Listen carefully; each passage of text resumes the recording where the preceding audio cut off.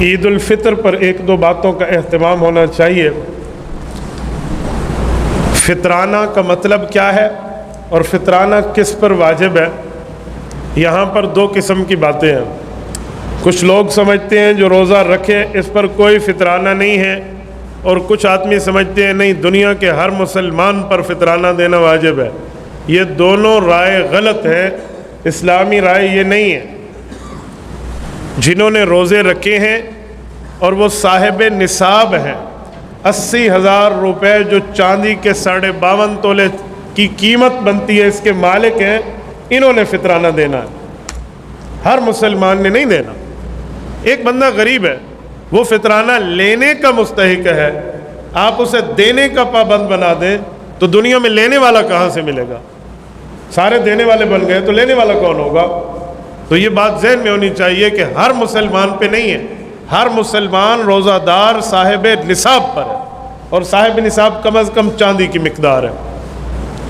Number 2، جس مسلمان کے پاس یہ چیز نہیں ہے، وہ روزے رکھے ہیں یا نہیں رکھے اس نے، وہ فطرانہ لے سکتا ہے، شرط ہے کہ وہ سید نہ ہو۔ سادات پہ جیسے زکوٰۃ نہیں ہے ویسے سادات پر فطرانہ نہیں ہے، یعنی ان پہ لگتا نہیں ہے، انہیں دے نہیں سکتے۔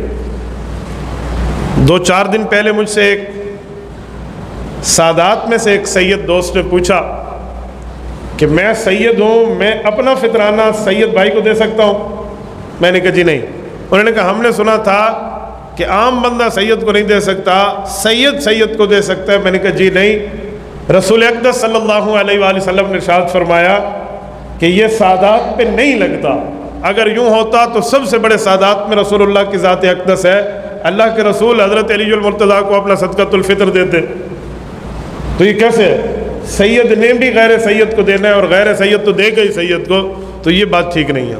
یہ میں نے اسی لیے کہی ہے کہ جو میرے تجربہ ہے نا، جو میں لوگوں سے رابطے میں ہوں، تو میرے ذہن کے مطابق لوگوں نے یہ ذہن بنا لیا ہے کہ ہر بندے پر فطرانہ واجب ہے۔ میں نے اس دن ایک آدمی سے بات کی مسئلہ سمجھانے کے دوران، وہ زکوٰۃ کا مستحق ہے، اسے ایک جگہ سے زکوٰۃ لے کر دی تھی، تو وہ مجھے کہنے لگا استاد جی میرے نابالغ بچوں کا صدقہ تو میرے ذمہ واجب ہے، صدقہ فطر، تو کتنا بنے گا؟ میں نے کہا بھائی آپ تو زکوٰۃ لینے والے ہیں۔ کہتے جی ہاں۔ تو میں نے کہا صدقہ تو ہر مسلمان پہ ہے۔ میں نے کہا تجھے کس نے کہا ہے ہر مسلمان پہ؟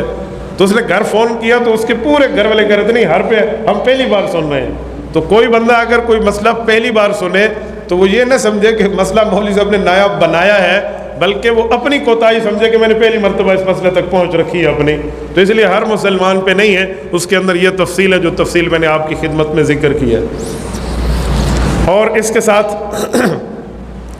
اس کا جو وقت ہے نا، وہ اصل وقت تو ہے عید الفطر پر آنے سے پہلے لیکن ایک بندہ نہیں دے سکا، وہ رہ گیا ہے تو بعد میں دے گا۔ یہ نہیں ہے کہ اب ٹائم نکل گیا تو ادائیگی بھی نکل گئی، جی نہیں۔